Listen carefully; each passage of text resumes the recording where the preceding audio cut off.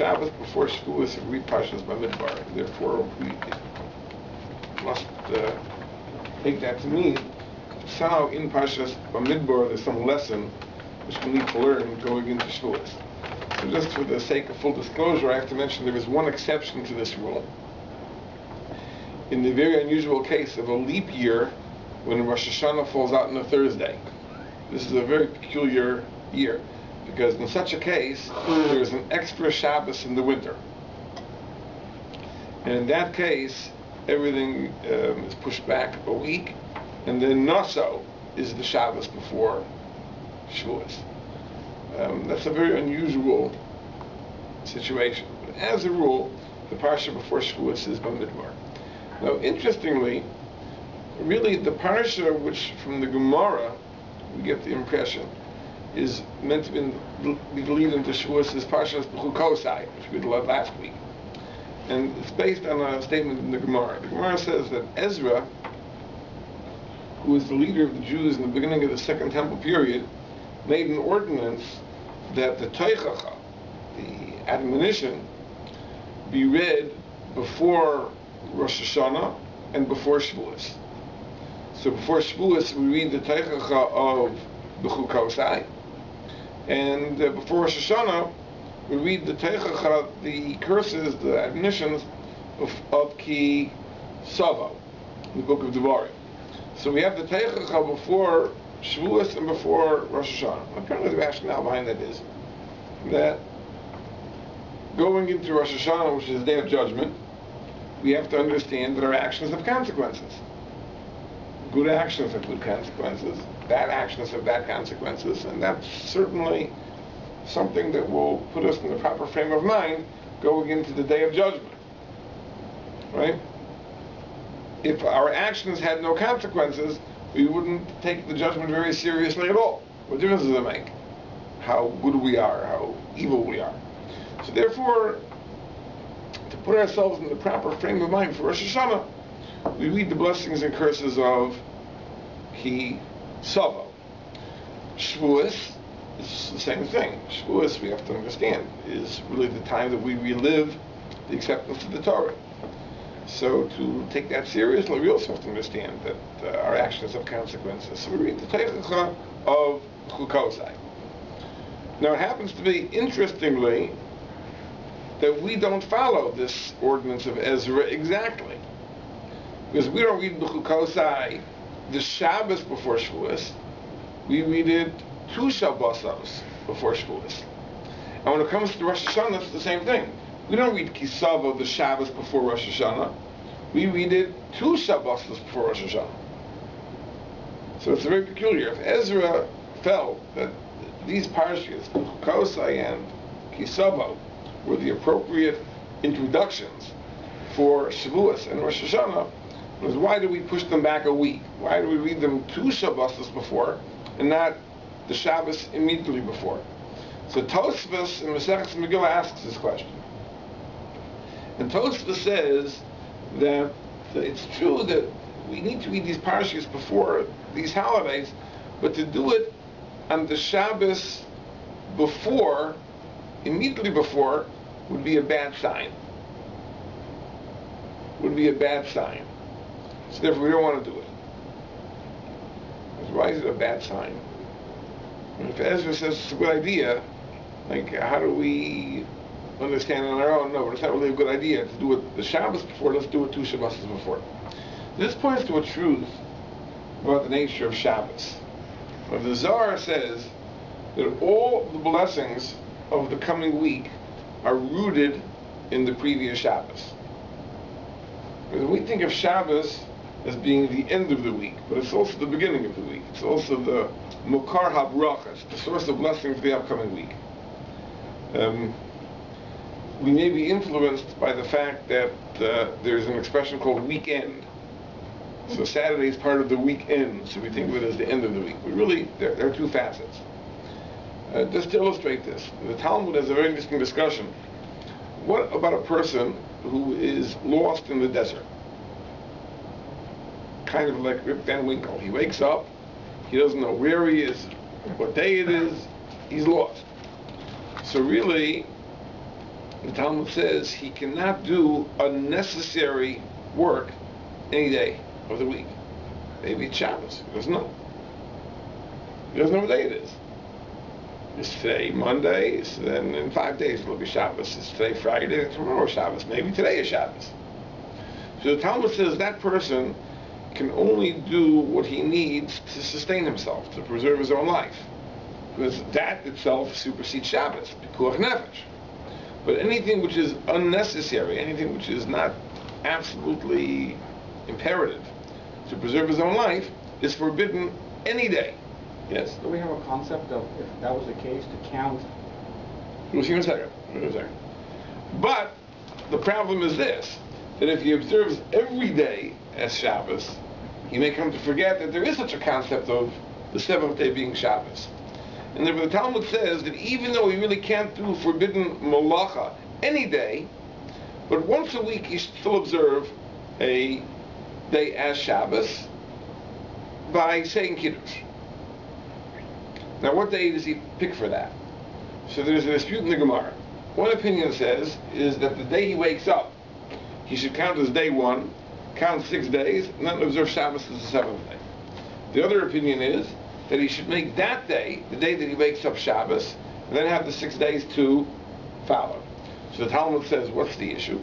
The issue is, we know when God created the world, he observed 6 days of labor, and then he kept Shabbos. So for him, Shabbos was the culmination of the 6 days. But Adam HaRishon was created on Friday, just going into Shabbos.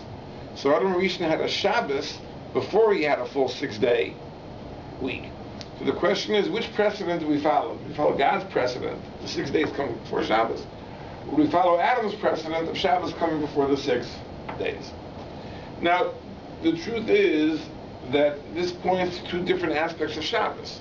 There's one aspect of Shabbos in which Shabbos is the end of the week. It follows. We had a tough week, difficult week, a lot of work, a lot of trouble, a lot of sorrows, a lot of worries. So comes Shabbos, we drop everything, and it's a day for rest and rejuvenation. So in that sense, Shabbos is the end of the week. But in another sense, Shabbos is the beginning of the week. Shabbos is the opportunity for us to think and plan and set the agenda for the coming week. I'm fond of mentioning the joke that there was once a pilot, jet pilot, 747, several hundred people on the plane, and he gets on the PA system and he says, I have bad news and good news. The bad news is we're lost. The good news is we're making great time. And the truth is, to a certain extent, many of our lives follow that pattern. Because we're rushing, we're doing, we're going, but we have no direction, we're lost. We're making great time, we're doing it very efficiently, very, very fast, but where are we going?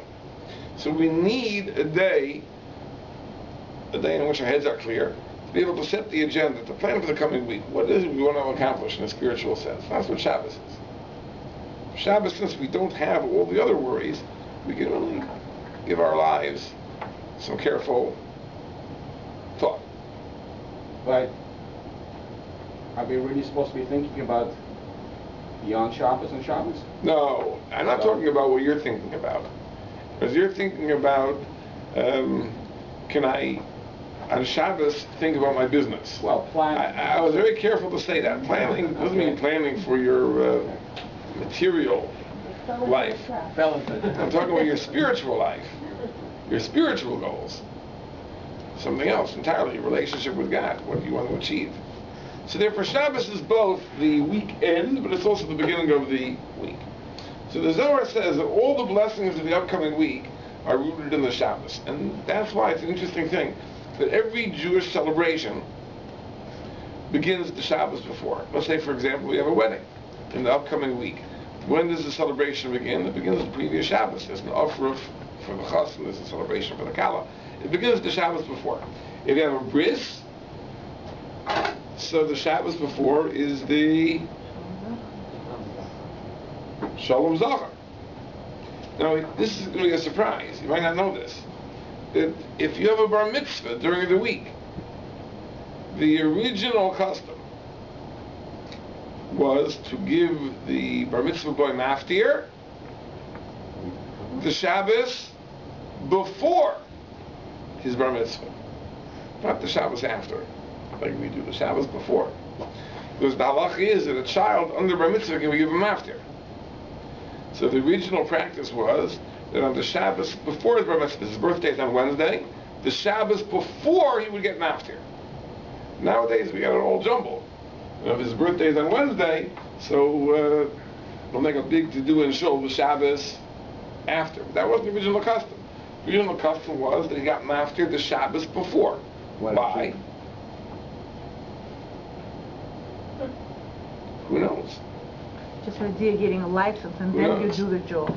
Pardon? He has to become licensed in order to do the job. But that was the original custom, because the celebration always begins at the Shabbos before, because Shabbos is the source of blessing. It's for the upcoming week. So therefore we say like this: yes, it's important to read these warnings, these curses, before Shavuos and before Rosh Hashanah, but not right before. Because the Shabbos before Shavuos is in a sense the beginning of Shavuos, and the Shabbos before Rosh Hashanah is the beginning of Rosh Hashanah. And therefore, to read curses on those days is not a good sign. So therefore, it's true, it's important to have these ideas clarified before Rosh Hashanah, before Shavuos. We do it therefore the week before. But now that we push the Chukosai back a week, it comes out again that what is the Shabbos before Shavuos? Bamidbar. So Bamidbar also must have some lesson for Shavuos. The problem is the Bamidbar is one of those Parshias that there's almost nothing that we can extract from it on the surface level. It is just a tally of numbers, of the way in which the camp is arrayed. It's almost a parsha which leads us to question why it's there at all. Because we think of the Torah as being a work that has lasting value, that there are lessons which are for all time, for eternity. But it is so important to know how many people were there in the tribe of Reuven at that particular time, and how many thousands in the tribe of Shimon, and how many thousands in the tribe of Yehuda, and who the prince was, and whether they camped on the east side, or the west side, or the north side, or the south side. I mean, what lasting lessons are there? I'll mention one thing you should know. I think we talked about this not long ago, that the Torah has many levels of meaning. We talked about this in this class. I can't remember. About Pshat, Remez, Drush, and Sod, right? The four levels of depth. So you have to know like this, that there are some Parshias, there are some sections that on the level of Pshat are inexplicable. In other words, on the simple level, the simple translation level, it seems there's nothing there to be derived, to be understood. That should be a hint to you that the true meaning of this parsha is in one of the deeper levels, the level of Sod, the level of Kabbalah. That there may be lessons that are more readily understood. Of course, we don't have access to the secrets of Kabbalah. That makes it more difficult. But if you find a parsha which on the simple level, on the superficial level, doesn't seem to be telling us anything, then that's a clue that the real lessons are on the level of Sod. Okay, so therefore Parshas Bamidbar is probably one of those parshias that the true meaning, the inner depth, is one of the secrets of Torah. But maybe there is something we can understand on the superficial level. What is this idea of the camp? You know, a lot of the parsha is devoted to the description of the camp. We had the sanctuary in the middle, and we had three tribes to the east, and 3 tribes to the west, 3 tribes to the north, 3 tribes to the south. And the machana, the encampment, is arranged in tremendous detail, exactly who goes where. What is the significance of this machana? The Rambam says a very interesting thing. The Rambam says that the machana really is the experience of Har Sinai. It's the experience of Mount Sinai carried forward in time. Because when the Jews were camped around Mount Sinai, when they received the Torah, they were camped in this exact same configuration. 3 tribes to the one side of the mountain, 3 to the other side, 3 to the other side, 3 to the other side. And the mountain, of course, was in the middle. The mountain with the divine presence resting on top of it. But the fire and the smoke was indicative of the presence of the Shekhinah. Now, Har Sinai today has no holiness. Even if you could identify that mountain, there's no holiness attached to it.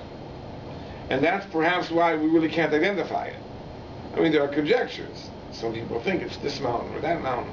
But we can't identify it with a certainty because it had no significance. It was not preserved as a shrine. Despite the fact it was the place where the Torah was given. But once the Jews traveled on and the Shekhinah departed, the mountain had no sanctity at all. So it has no everlasting holiness, therefore it was never venerated, it was never visited, it has no chashivas, there's no significance, and therefore undoubtedly with the passage of time, its exact location was forgotten. So we don't really know where Har Sinai is. And we learn something very important from this, by the way, the Talmud says. That we learn that it is not the place that honors a person, but it's a person that honors the place.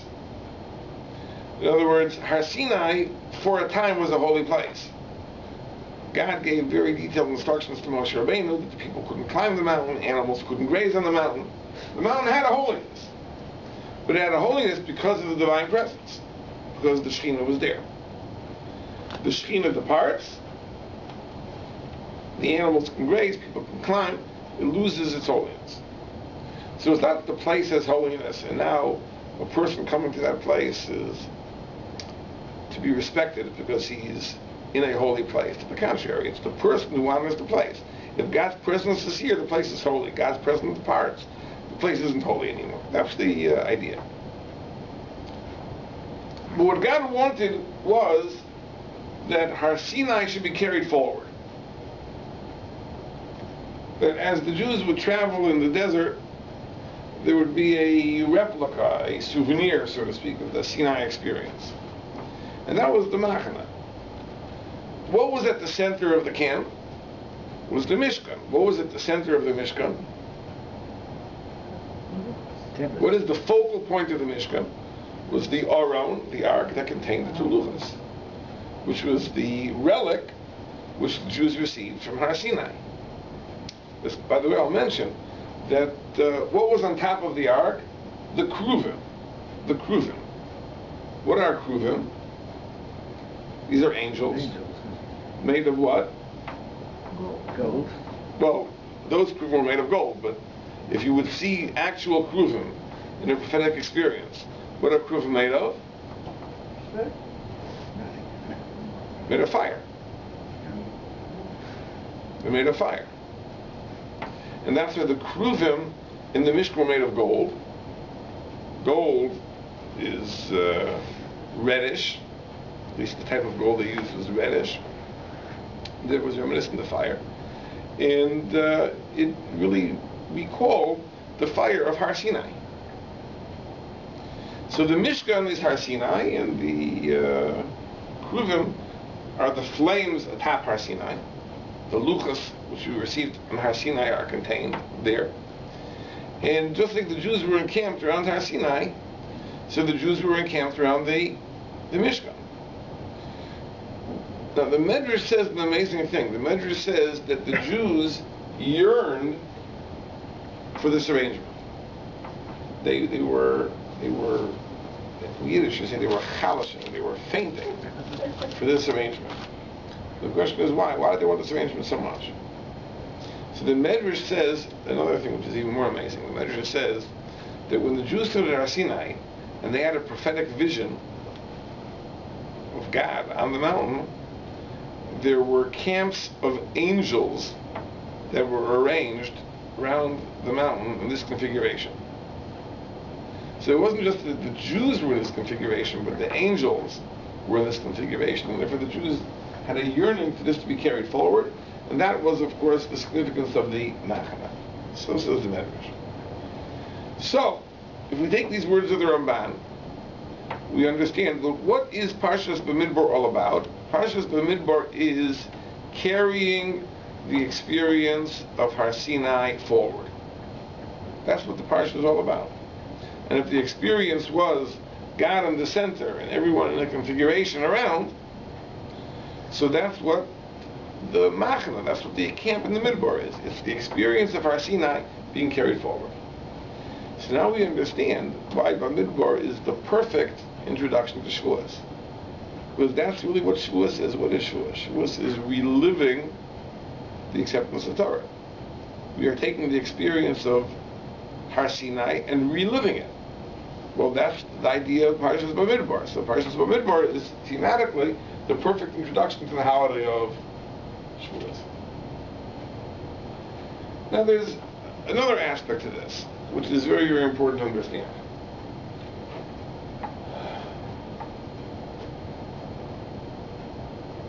We tend to think, I think mistakenly, we tend to think that our relationship to God is something which is very individual. Because each and every Jew has a unique, special connection with God.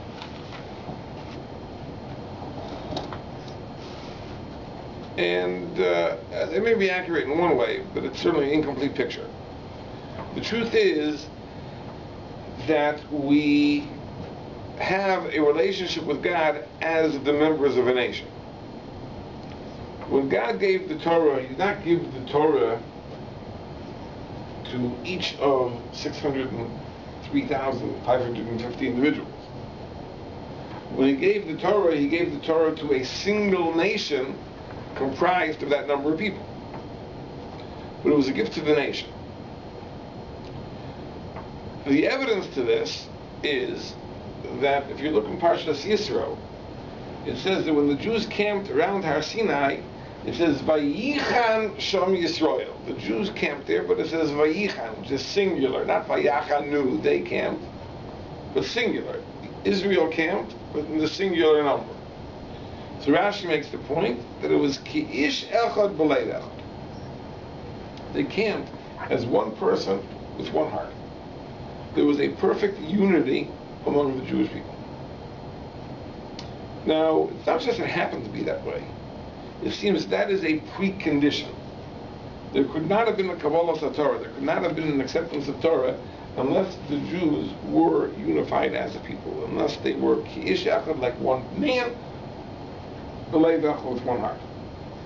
Because the Kabbalah Torah, the acceptance of Torah, is not the acceptance of an individual, it's the acceptance of a nation, where we are bound to each other. Now I'll just point out, for example, to illustrate this, where there may be a halakhic consequence to this. The Talmud tells us that the laws of conversion, how you convert to Judaism, these laws are derived from the experience of the Jews at Har Sinai. Because we know that the Jews leaving Egypt had several experiences. They were circumcised. We know that Moshe Rabbeinu circumcised the Jews before the Yetzias Mitzrayim. And we know that they were sprinkled with the blood of sacrifices. And we know that they also experienced immersion in the mikveh. And all this is derived from verses in the Chumash. So the Gemara says that likewise, just as our forefathers entered the covenant with these three observances, so a Jew, to become a Jew, requires these three steps. He requires circumcision, of course, that's if he's a male. He requires sprinkling with the blood of sacrifices. We'll get to that in a moment. And he requires immersion in a mikveh. Now, that would seem to imply that we couldn't have a convert nowadays, because there's no way to perform the sprinkling of the blood. We don't have a base of mikveh, we're not the kabbalas. So the Gemara learns from a pasuk that one requirement can be dispensed with when it's impossible. So since we don't have a temple, that requirement of hartzoas domim, to be sprinkled with the blood of sacrifices, that is put aside, and a person can enter the covenant with circumcision and immersion alone. But this is what the Talmud says. The Talmud says that the experience of the Jews at Har Sinai establishes the precedent for future conversions. Now, there's a question which is asked. The Maharal asks the question, many ask the following question. There's a halacha in the laws of conversion that ger shenis gayer, if a convert converts, he's considered like a newborn child. That means all his family ties are severed. He is not considered in terms of the halacha related to his parents, to his siblings, etc. Therefore, by Torah law, a convert to Judaism can marry his sister, meaning she also converted. A brother and sister convert, they're not related to each other. And min ha-Torah, under Torah law, the brother can marry the sister. The rabbis forbade it. Why? Because people would say that when you convert to Judaism, it's like a step down. Because as Gentiles, they weren't allowed to marry each other. We know that even Gentiles are obligated to observe the laws of incest. So a brother can't marry a sister, even among the Gentiles. And now that they convert to Judaism, they're permitted. So therefore, the rabbis forbade it. But technically, under Torah law, since a ger shenis gayer k'kadosh na'aladami, a convert who converts is considered like a newborn child, there are no family ties. It's like he hatched from an egg. He's totally unrelated to anybody else. And therefore, a brother can marry a sister. Yet, the Maharal points out that we know that the Jews did a lot of complaining over the 40 years in the desert. And according to Chazal, one of the things they complained about is that they couldn't marry their relatives. The laws of incest. They complained about that. Why did they complain? Who wants to marry a sister? You know, they tell a joke that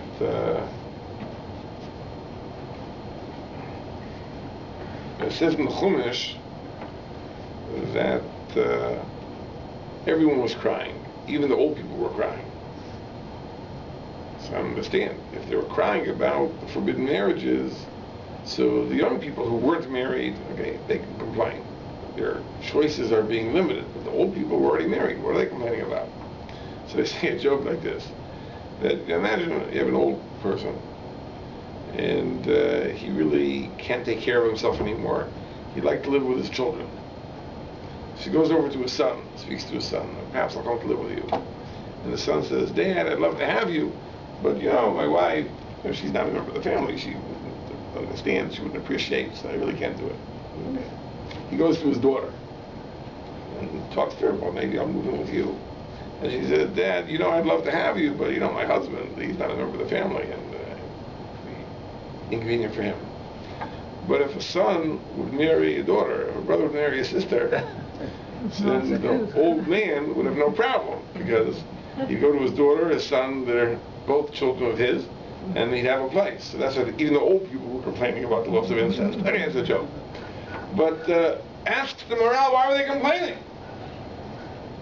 Since they essentially underwent the process of conversion, so we have the rule, ger shenis gayer, a convert who converts, is considered a newborn child. The family ties don't exist.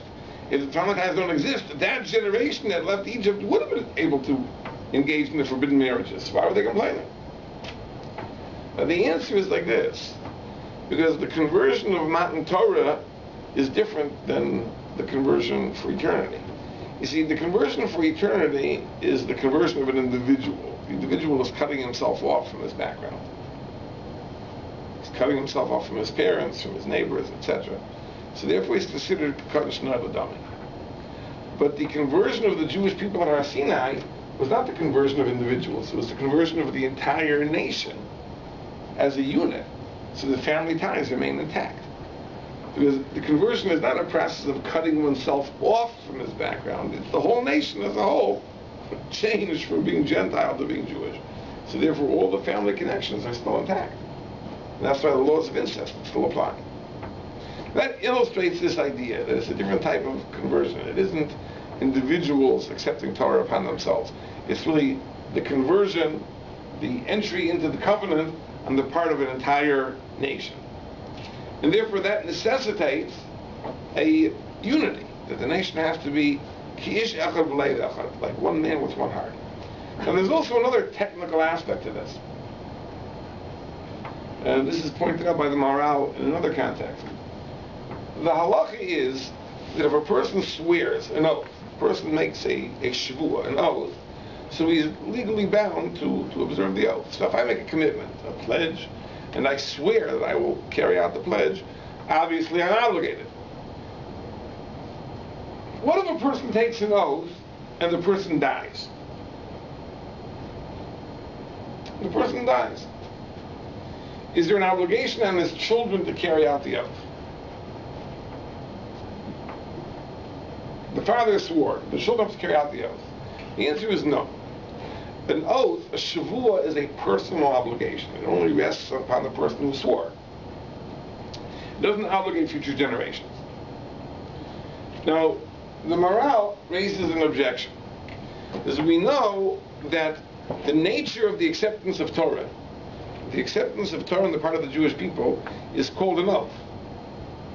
The Gemara often uses the expression, Mushba v'omed mihar Sinai. We are sworn from Mount Sinai. When it wishes to talk about our obligation to do the mitzvahs, it says we are Mushba v'omed mihar Sinai. We are sworn from Har Sinai. So it seems that the acceptance of Torah is considered analogous to an oath. So this raises a very big problem.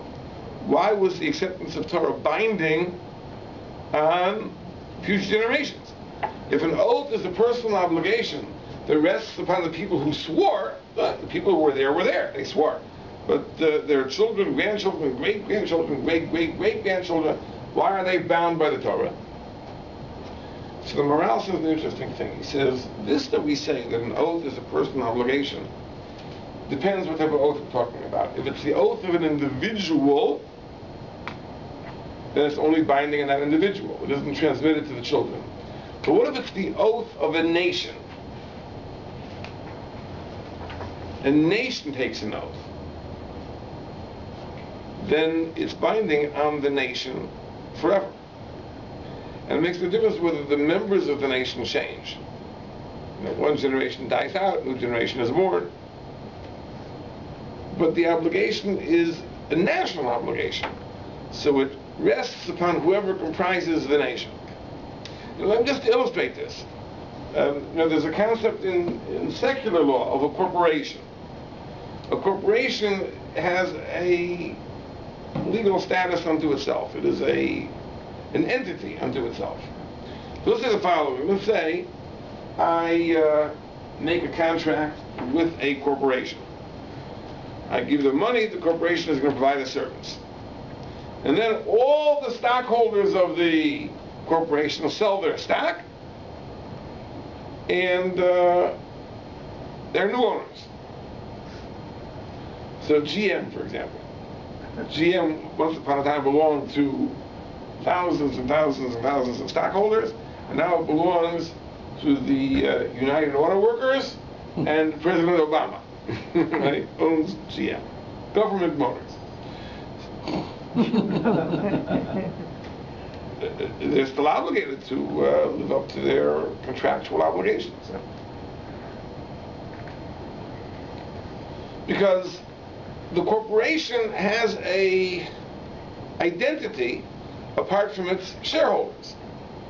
The shareholders can change, but it's still the corporation.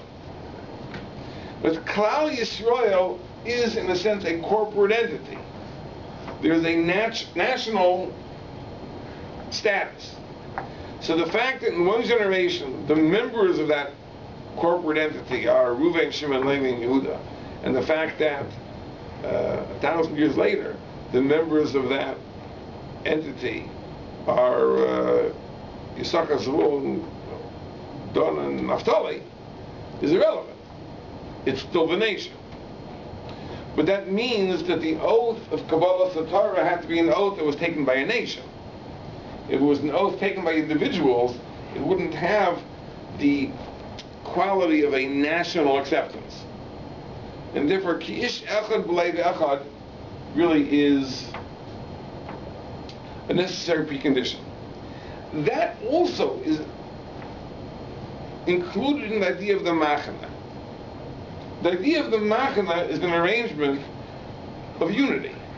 In other words, it's an encampment of the entire nation, each person finding his place. Ish al Machaneu v'ish al Diglo. Each person in his encampment, each person by his flag. So each person has his own place, but it's an array of the entire nation. That is the graphic representation of the Jewish people as a fundamental unity. It's not that it's haphazard, everyone goes where he wants, I'm here, here, there, and there's no planning. There is a very, very fixed configuration. Question? Yeah, it means theocracy which we had at that moment. We had theocracy, yeah? Moshe being a king. It's more representative of a nation that you would think democracy, because each person in this corporation have to be agreeing. But let me address your point. It's a very interesting point. You may have heard, I'm fond of quoting a certain political philosopher. His name was Robert Nozick. And Robert Nozick was a libertarian. He believed that the appropriate role of government is very minimalist. Government has certain functions to defend us from external threat, to try to prevent crime, etc. But very, very, very minimal role of government. He believes in liberty, he believes in freedom. And to the extent that government becomes big government, it really is counter to liberty. If you live in a high-tax welfare state, it's almost as if you are a slave to the government, because you're working and large chunks of your income are being taken by the government to fund its priorities, so you're a slave. Or low it's a violation of your freedom. Or low-tax totalitarian regime. The same idea. Now, so he makes the following point, that if you talk about socialism, socialism believes in central planning, and it believes in what is called the distributive justice, which is that in accordance with some formula, the resources available to the society are distributed. Now, there could be various schemes. One scheme could be perfect equality. We'll take all the resources of the country, divide them by the number of people in the country, everyone gets an equal share. Well, that's one pattern of division. Then there could be another pattern, to each, right, in accordance with his need. Now, obviously, not everyone is the same. Certain people need less, certain people need more, but it's also a pattern of distribution. In other words, the goods are distributed in accordance with a principle, to each according to his need. That was one of the formulations of Marxism. So, these are patterns. So Nozick coined the phrase, liberty upsets patterns. Because if people have freedom, so the exercise of freedom ultimately upsets patterns. So he gave a famous mashal. He says, imagine a situation where all the resources of a society were divided evenly. So everyone has an equal amount of money. Everyone has, let's say, $100,000. The wealth of the United States is divided among its several hundred million people, and everyone has an equal share. Everyone has $100,000. So at that moment, it's a patterned division. The division is in accordance with the pattern. Now, he says, imagine the following situation. You have a basketball player, Will Chamberlain. When he was running, Will Chamberlain was the center for the New York Knicks. And everyone wants to see Will Chamberlain play, because he's a great ball player.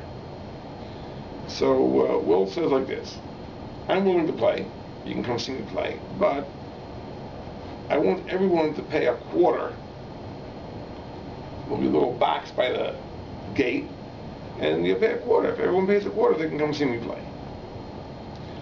So it comes out that over the course of the season, hundreds of thousands of fans come to see Will Chamberlain play, and each of those fans is 1/4 poorer.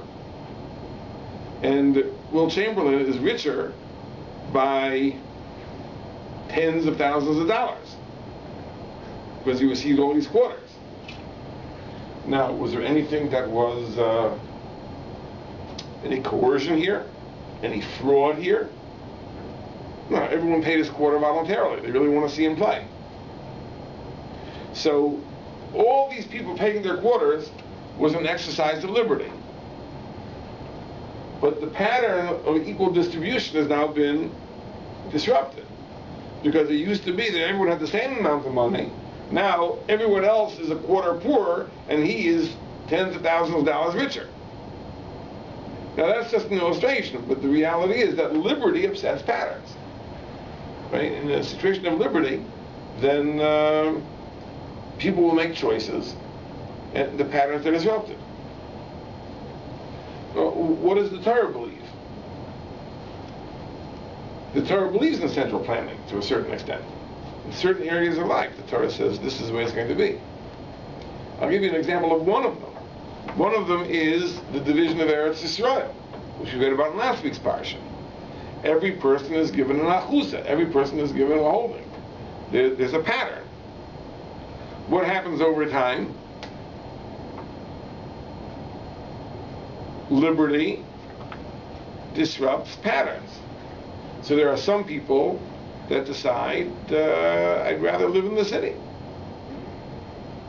There are other people that want to combine small farms into a large plantation. So these people engage in a contract. The people that want to move to the city sell. The people that want to form these large plantations buy. And after a while, the whole system is distorted. No longer do you have a patterned division of the land into small holdings, but instead you have large plantations and a class of city dwellers. So what does the Torah say? Every 50 years, back to the pattern. That's Yovel. Okay? And we talked about this in the past, not this year, but Sham Shafal Hirsch, who explains that that's really what the Torah envisions. The Torah envisions the idea of people that live in towns and yet have an attachment to the land. We don't want people that are exclusively city dwellers. We don't want people living on the farm. And the Torah sets up a system. There are cities, there are towns, and the farmland surrounds the towns, and therefore people have both the city experience and the farm experience. But the point is, it's a pattern division. And although God gives us liberty, it's up to a point. In Yovel, everything reverts back. It's an irony that Yovel is considered a time that liberty is restored. It says, you shall proclaim freedom throughout the land. And it's true in a sense. People go free. Slaves go free. But it's a different concept of liberty. It's not liberty in the sense I can do what I want. Because it's the opposite. What about the people that wanted to be slaves? People that voluntarily sold themselves as slaves now are forced to go free when Yovel comes. Correct? So is that liberty? I want to be a slave, right? I enlisted to be an Eved Ivri, to be a Jewish slave. When my initial 6-year term was up, I said, I like it here, I want to stay longer. So there's a procedure, you go to the master, you tell him you want to stay, the master pierces your ear, and you are now a slave forever. Until Yovel. So you think about it for a second, the whole idea of Yovel is not really the granting of liberty, it's a deprivation of liberty. You want to be a slave. That was my choice. I decided to be a slave. And now God says, no more. Whereas obviously, the liberty of Yovel is a very different type of liberty. It's not the liberty you can do what you want. It's the liberty that you're given the gift to control your life in accordance with God's plan, which some people wouldn't consider liberty. That's what the Torah is speaking about. So the Liberty Bell, which quotes this pasuk, is quoting it only in the most loose sense, but it's not really an understanding, right? Yovel disrupts liberty by imposing a pattern, right? The pattern is v'shavtem ish al achuzasa v'ish l'mishpachas v'shuvu. Everyone goes back to his place. You have a place. You have an achuz. You have a holding in the land. You have a family. You go back to your family, even though the disruption of the pattern was initially voluntary. I sold my land because I wanted to sell my land. I sold myself as a slave because I wanted to be a slave. I didn't want to be a free person. So the liberty of Yovel really is a freedom to live in accordance with God's plan, but not liberty in the conventional sense.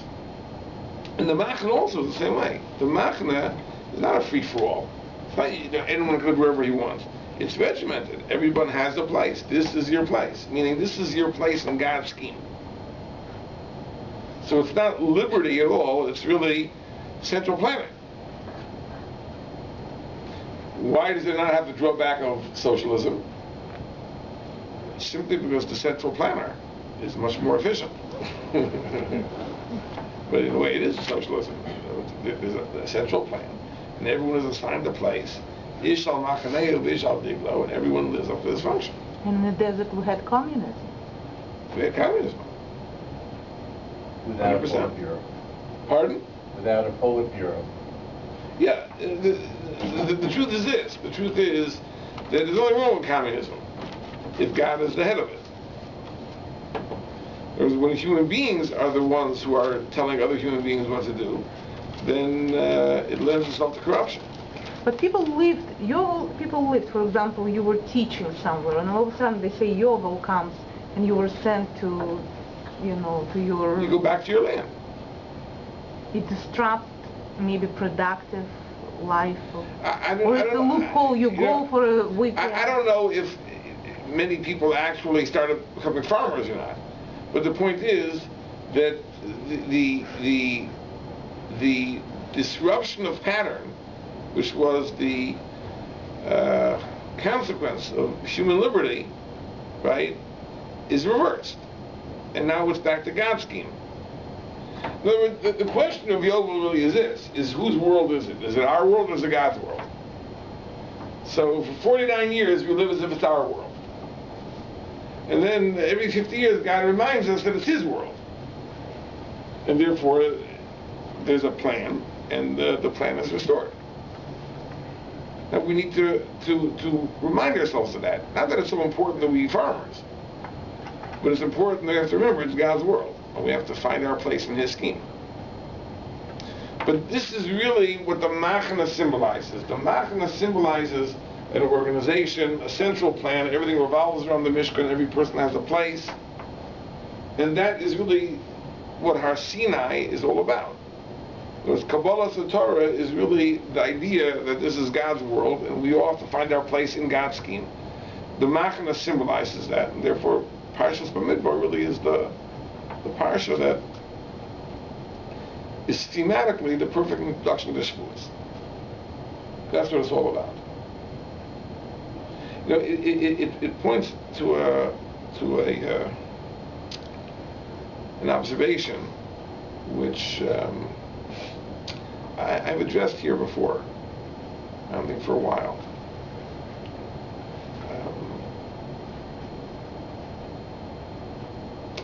I once saw the